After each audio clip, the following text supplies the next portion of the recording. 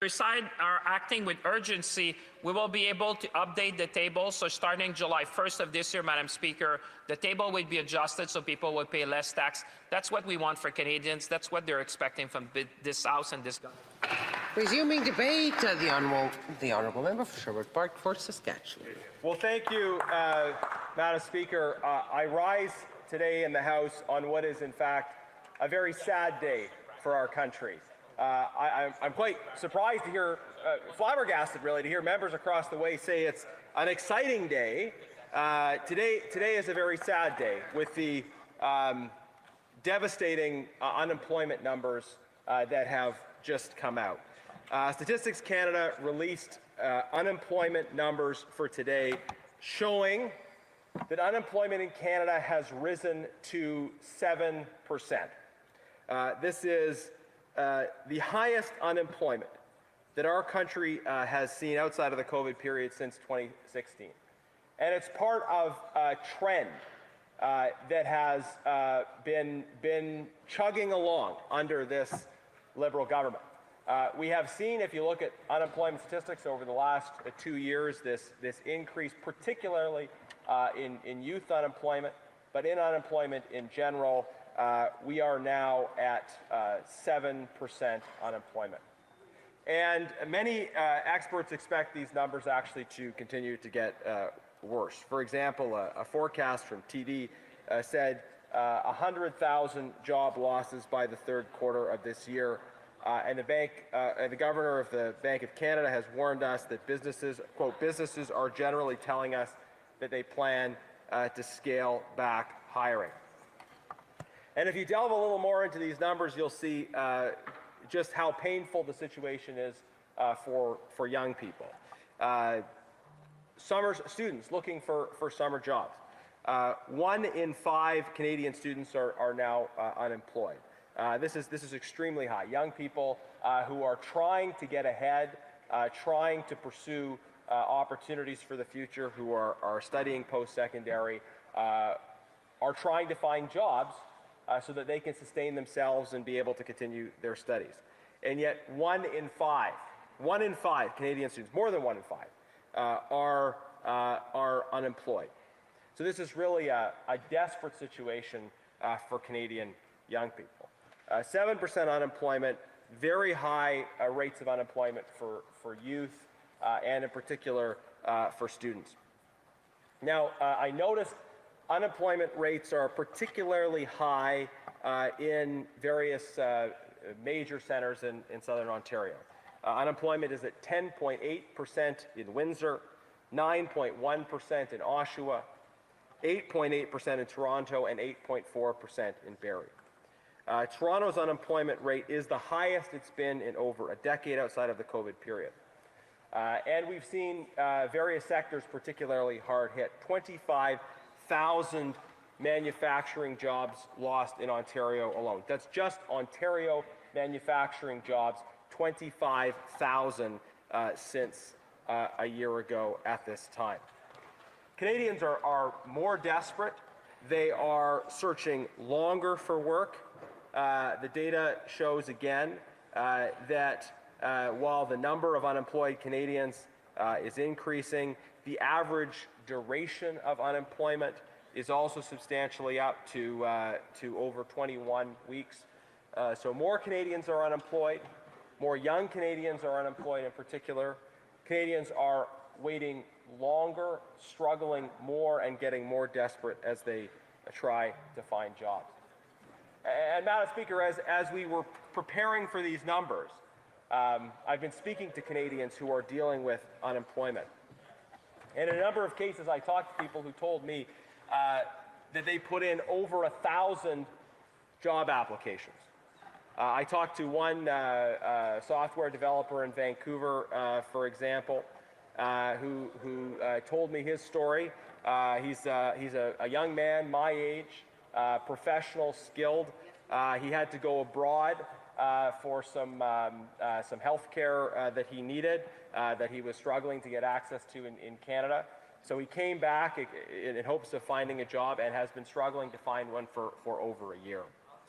And I think we can expect Liberals to try to find excuses for this, as they always do, and they'll try to point to external events that are beyond their control. But it's important to underline that this is the continuation of a long-running trajectory. That, as we've been warning for years, Liberal policies have made it harder and harder for employers to hire people, for Canadians to find work.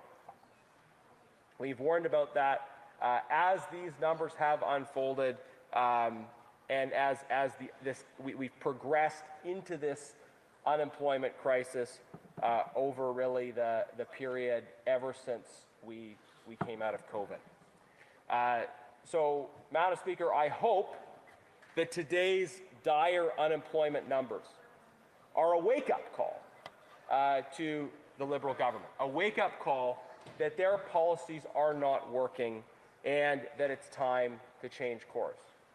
The other thing we hear from Liberals in response to bad economic news is a promise to do the same thing even harder, right? They institute bad economic policies that cause a housing crisis, an unemployment crisis, and then they say, well, we're going to do more of the same thing again. We're going to increase taxes more. We're going to expand spending more, and I think what Canadians actually want to see is the government change course, change their direction. As it relates to unemployment, I think we can identify a number of concrete factors that we've been talking about for a long time, that are driving up unemployment in this country. One, and it's very clear, is a lack of private sector job growth. We also had earlier this week numbers come out on labor productivity. Labor productivity is down in the service sector, and we're not seeing the kind of productivity growth across the board that would allow us to address these long-running problems. We are not seeing investment because of barriers that this government has put up, gatekeepers, obstruction, preventing small and large businesses from moving forward with creating jobs for Canadians. This is most evident in the area of major projects, and projects like pipelines that are critical for fueling job growth.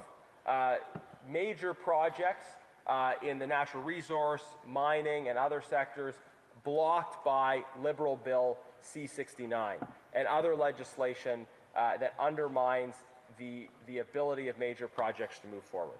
And we've heard a lot of discourse around major projects from the government, but they continue to speak out of both sides of their mouth, saying they'll keep C-69 in place, saying they'll only move forward with major projects if there's consensus. You're never going to get everyone to agree on things getting built, on investments being made. If you wait for complete unanimity, then we're just never going to build anything. And that has implications for jobs and opportunity for Canadians, as we are seeing in today's, again, 7% unemployment number and the jobs crisis that we're seeing across the board. So getting major projects by repealing Bill C-69, reversing course on the obstruction and red tape, is going to be critical for our future. Also, Madam Speaker, small businesses face all kinds of barriers. We've had growing payroll tax increases that make it harder to hire new Canadians, hire new employees. We've seen a tax on small business over the course of this government's time in office, demonizing small business owners as tax cheats. And these actions by the government have all had an impact on this escalating unemployment crisis that we're seeing. So one thing that we need to do as a country to move forward with addressing this employment crisis is to reverse course on these Liberal anti-development, anti-investment policies that have made it so difficult for companies, large and small, to create jobs and to employ Canadians. Another problem that we're seeing is how cost of living is forcing older workers to stay in the workforce for perhaps longer than they intended. The unemployment crisis is particularly acute for young people. We have continuous growth in the unemployment rate for youth. And as I mentioned, particularly pronounced for students looking for summer jobs. And I think a contributing factor to that, as some experts have said, is that while Liberals had predicted the so-called gray tsunami of people in older generations leaving the workforce, what has happened is that dramatic increases in the cost of living, the price of groceries, these things have hit seniors particularly hard, and they've impacted people's ability to retire on the timeline that they intended. So, cost of living, obstruction of development, these policies that we have been talking about filter into these unemployment numbers where we are seeing this continuous growth. And then, Madam Speaker, there was, of course, immigration. The Liberals have made a mess of our immigration system. And the conversation around this has completely changed. I recall 10 years ago, there was broad consensus among Canadians about levels of immigration that were pursued under the previous government, because there was always an emphasis on understanding what Canada's labour market needs were, on viewing immigration through that lens of what is in Canada's interest, of welcoming people to this country who can fill in skill gaps and who can catalyze job growth for Canadians. And that was the prudent, effective, and also welcoming approach taken by the previous government. And it also included a major emphasis on rule of law, on proper enforcement. Under this Liberal government, numbers have ballooned, and there also has been a complete failure of alignment, a failure to align immigration with our national interest needs, align it with those labor market needs. So there are major problems, and levels need to come down. And there is a broader failure of this government on immigration that is contributing to unemployment. Because, for instance, if you have issues of fraud in the LMIA system, which the Globe and Mail has reported on, that has implications for people who are supposed to be coming in cases where there are not Canadians available to work, but who are actually coming in cases where there are Canadians available to work. So we will continue to hold the government accountable on all of these issues, on getting projects moving forward, on creating an environment in which small businesses can invest and grow, on addressing the cost of living crisis affecting seniors and people of all ages, impacting retirement choices, and on immigration. So we've talked about these policies, we've predicted these problems, and again, we see them in the numbers today. The continuation of a long-running trend that now reaches total unemployment up to 7%. And as I mentioned, there are some regional pockets of very low unemployment, but unemployment is particularly high above the national average in many of our central Canadian major cities. And I know people in Toronto in particular are going to be looking at these numbers with great concern, given that it's the highest numbers we've seen in more than a decade. And I think the path forward is clear, Madam Speaker. We need to remove barriers to work. We need to reduce the tax burden on working Canadians. We need to get government out of the way so that businesses can grow and hire, and this government must fix immigration. These changes to deliver government that works for those who work and that works for students and young people pursuing their dreams, these changes are vitally necessary. Despite talking the talk of change, we continue to see a government that doubles down on the policy failures that have got us to this point. A government that continues to talk out of both sides of its mouth on resource projects. A government that continues to allow extremely high levels of immigration. This is these are the policy choices made by this government that are not changed, that are more of the same, that are leading to more of the same in terms of unemployment numbers. Now, Madam Speaker, in the context of this overall economic situation, we have Bill C4 before Parliament. Now, this is a piece of legislation which purports to be about affordability measures for Canadians.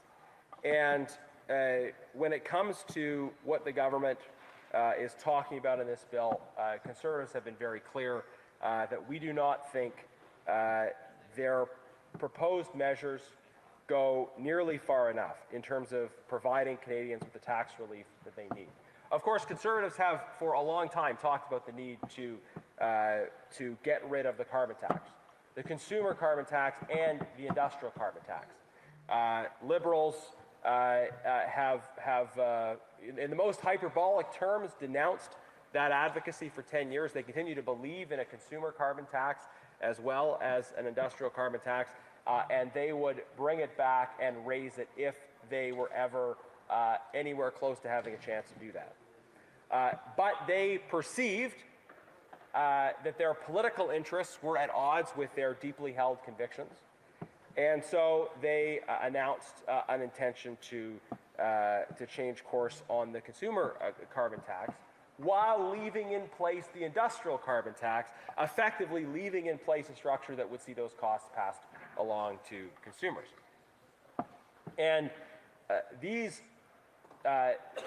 failures of the government to fully address the barriers to opportunity and to investment, things like the industrial carbon tax, these decisions of the government deter the kind of investment and job growth that this country needs. It's what they have done and in what they have not done. Leaving in place, continuing to raise taxes on various sectors, on small business, on large business, on companies, and on Canadians. This is what is holding back jobs and opportunity. So we don't need to see more of the same. We need to see a change in course. And hopefully today's job numbers will evoke some humility from the government. That they'll look at these numbers and say, for the Canadians in our ridings who are struggling, perhaps we need to do something different. Perhaps we need to reverse course on these policies that have, in fact, prevented job growth and led to the increases in unemployment that we've seen. And I mentioned, I just want to kind of drill down on one specific point here, is the government, we have seen over the years increases in taxes on businesses in the form of increases in payroll taxes. And at a time when unemployment is rising, the government should not be planning to hike payroll taxes. Payroll taxes are a tax directly on employment. They are a tax on jobs. So when you increase the payroll taxes that individuals and businesses have to pay, this makes it harder for them to choose to hire more Canadians. So as we go further into this unemployment crisis, as we reflect on the numbers that are in the Stats Canada report today, we should remind the government of the importance of not further increasing payroll taxes in the year ahead. And I want to very clearly call on the government to not increase payroll taxes in the year ahead. So, Madam Speaker, in conclusion, we have before us Bill C4, a bill that the government says contains affordability measures.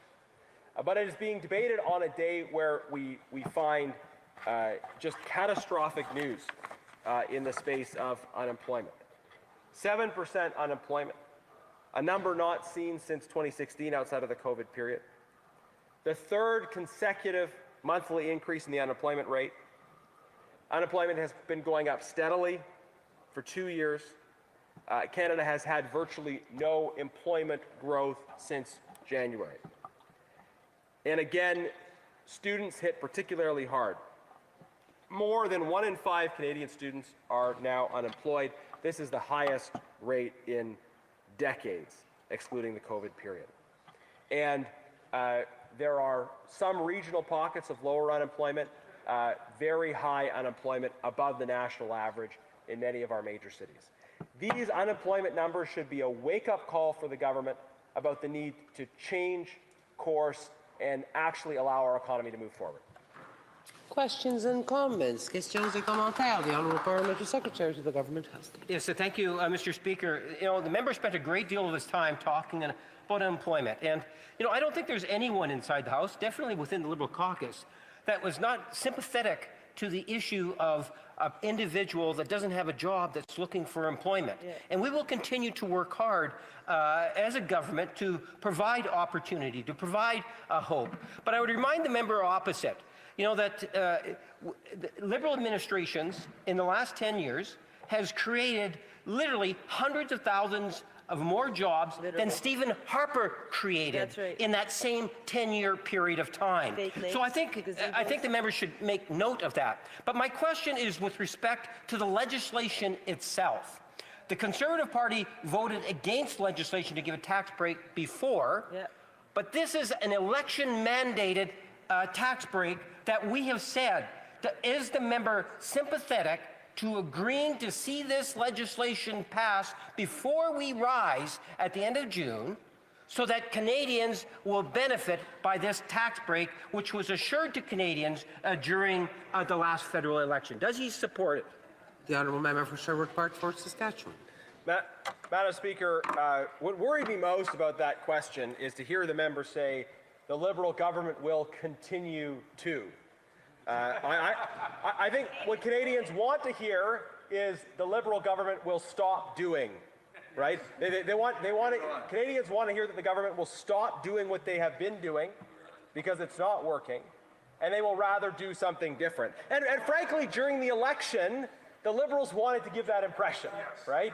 During the election, Liberals wanted to give the impression that they wouldn't continue to, that they would stop doing. And yet we do see a lot more continuing to than stopping, and the trajectory continues. The member's account of the numbers is simply wrong. He should read the Stats Canada report. 7% unemployment, 1 in 5 students can't find a job. That's a terrible record. It's time to change course. The Honourable Member for Pierre Boucher, Les Patriotes Verchères. Thank you, Madam Speaker. I have a question for my colleague.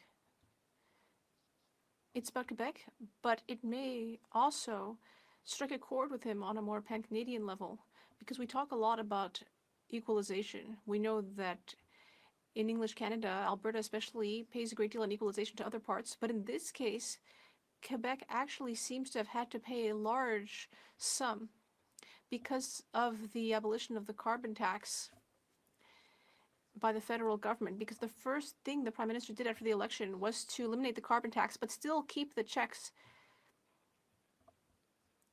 So it means that in this case, $3.7 billion were paid to the rest of Canada and not Quebec. So actually, it ends up being Quebec that had to pay $800 million. Does my colleague think that that's fair? Does he think that it's okay to treat Quebec like that? Ultimately, we're the ones who are paying the price here. The Honourable Member for Sherwood Park, Fort Saskatchewan. Thank you, Mr. Speaker. Madam Speaker, I'm sorry. Please forgive me. Madam Speaker, the member spoke about this issue of how the process of the elimination of the consumer carbon tax, there was a dissonance in the timing. And I think we can clearly see that that was very political, right? The government wanted to be able to have things look as good as possible during the election, and then not worry too much about the consequences afterwards. Madam Speaker, I think that when it comes to regional accounting, there are a lot of different things that are coming and going, and it should be viewed in a macro way. But I think what's most important here is that the Liberals have left in place the industrial carbon tax and other policies that clearly, according to today's numbers, are killing jobs and opportunity. The honourable member for Peace River is not at his seat, and the honourable member for Edmonton West. Thank you, Madam Speaker. I'd like to thank my colleague from a neighboring community for his wonderful speech.